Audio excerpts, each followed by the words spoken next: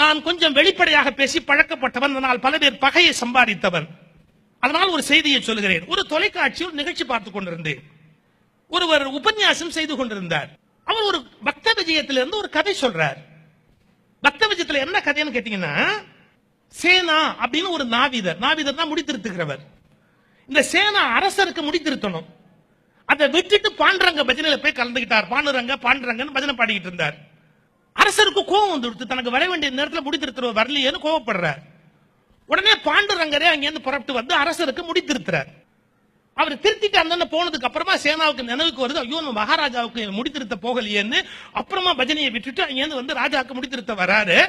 இல்ல இப்பதான் நீ வந்த, எனக்கு எல்லாம் தலையெல்லாம் அலங்காரம் பண்ணி விட்டியே, மறுபடியும் எதுக்கு வந்த அப்படின்னு மகாராஜா கேட்கிறார். ஆஹா, நான் பாண்டுரங்க பஜனையில இருந்ததாலே பகவான் வந்து உனக்கு இதை செஞ்சுட்டாரா அப்படின்னு வியந்து போறான். கடவுளுடைய கருணை என்னன்னு அந்த கதை சொல்றார். எனக்கு அதை பத்தி ஒன்னும் ஆட்சேபம் இல்லை. அந்த கதையை முடிக்கும் போது என்ன சொன்னாரு, இப்படி எல்லாருமே பகவான பக்தி பண்ணினா உலகம் உருப்படும் சொன்னார். நான் மறுக்கிறேன். நான் ஒரே ஒரு கேள்வி கேட்டேன். இப்படி சேனா செய்ய வேண்டிய வேலையை செய்யாமல் இருந்தால் கடவுளே வந்து செய்வார் என்றால், கடவுள் தானே எல்லாவற்றையும் செய்வதற்காகத்தான் நம்மை படைத்தாரா? நாம் நம்முடைய வேலையை செய்ய வேண்டாமா? பக்தி என்ற பெயரால் மக்களுக்கு எதை வேண்டுமானாலும் கற்றுக் கொடுக்கலாமா?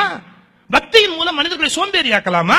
அவனவன் வேலையை அவனவன் பார்க்க வேண்டும் என்பதுதான் முக்கியமே ஒழிய, உன் வேலையை நீ பார்க்காவிட்டால் பகவான் செய்வார் என்பதை கற்றுக் கொடுப்பது சரியான ஒரு வழிகாட்டு முறையாக இருக்க முடியாது.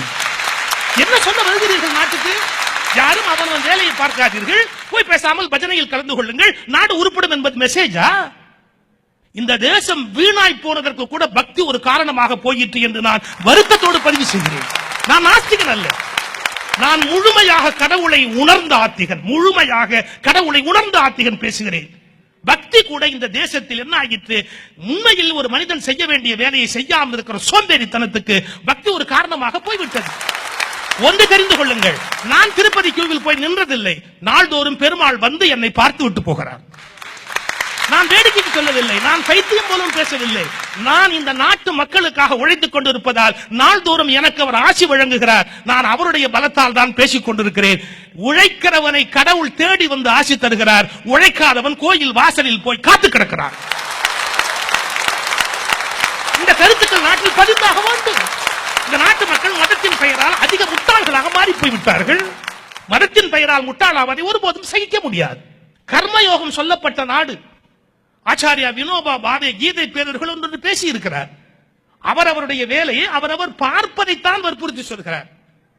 ஒரு ஆச்சரியமான கதை சொல்லுகிறேன், அதோடு நான் நிறைவு செய்கிறேன்.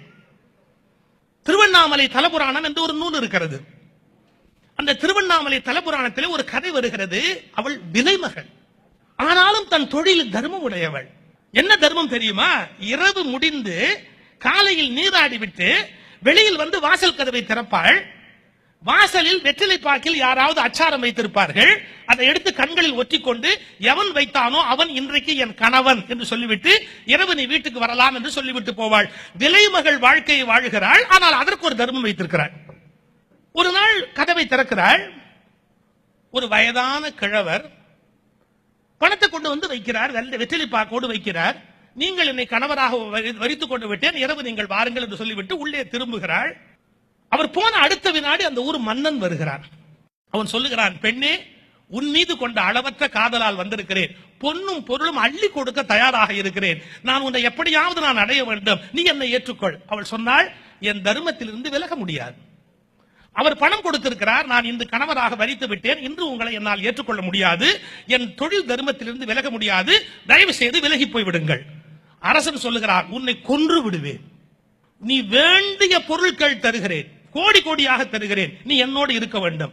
அவள் சொன்னாள், உன் பொருள் எனக்கு முக்கியம் அல்ல, என் தர்மத்திலிருந்து விலக முடியாது, நீ என்னை கொல்லுவதானால் கொன்று கொள்ளலாம், அதன் பாவம் உனக்குத்தான் சேருமே ஒழிய எனக்கு எந்த நஷ்டமும் இல்லை, கொல்லுவதானால் கொன்று கொள்ளலாம். அரசன் ஒரு வினாடி யோசித்து விட்டு சீபோ என்று சொல்லிவிட்டு அந்த இடத்தை விட்டு போய்விடுகிறார். இரவு அந்த கிழவர் வருகிறார், இரவெல்லாம் வாந்தி எடுக்கிறார், அசிங்கமாக அந்த மலஜலம் கழிகிறது, அருவருப்பான காரியங்களை செய்கிறார். ஒருபோதும் அவளை அவர் துக்கவே இல்லை. இந்த பெண்மணி கணவன் என்று வரித்ததால் அவனுக்கு செய்ய வேண்டிய பணிவிடைகள் எல்லாவற்றையும் முறையாக செய்து அவருக்கு எல்லா பணிவிடைகளையும் முகம் கோணாமல் செய்து கொண்டிருக்கிறாள். கதை எப்படி போகிறது தெரியுமா? கிழவராக வந்தவர் சிவபெருமான் இரவெல்லாம் துன்புறுத்துகிறார்.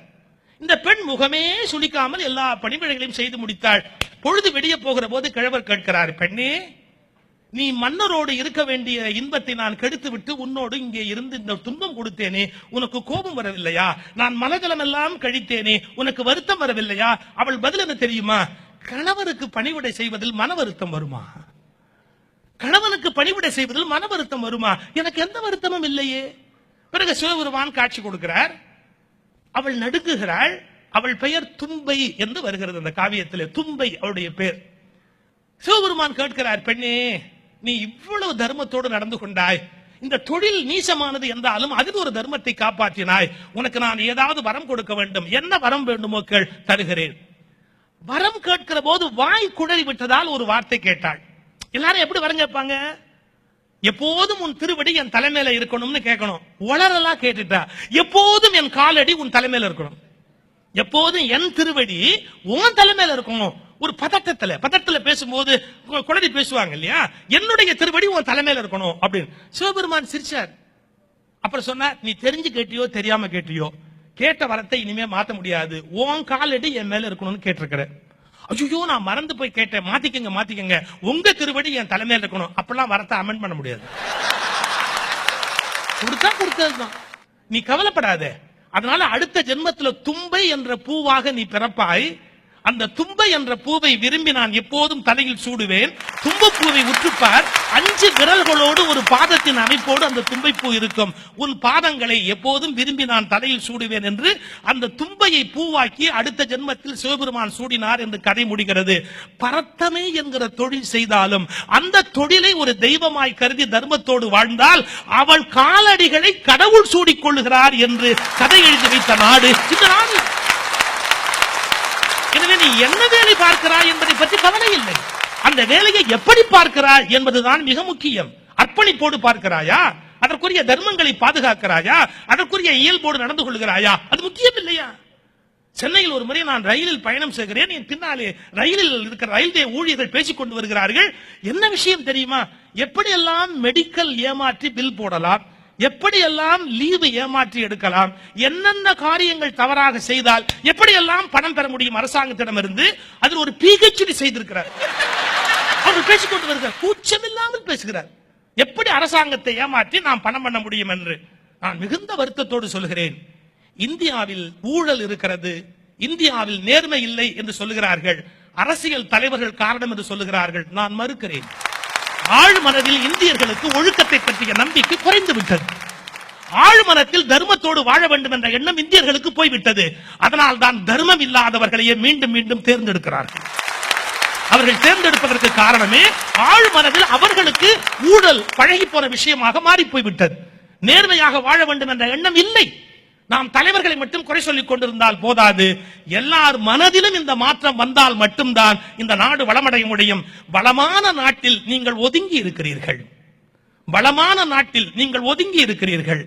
ஆனால் நானோ என்னுடைய நாட்டை மீண்டும் வளமான நாடாக மாற்றுவதற்கு நீங்கள் தவம் செய்யுங்கள் என்று உங்களை கேட்டுக்கொள்கிறேன். நாட்டை மீண்டும் அறத்தாலும் தர்மத்தாலும் பலப்படுத்துவது எப்படி என்று யோசியுங்கள்.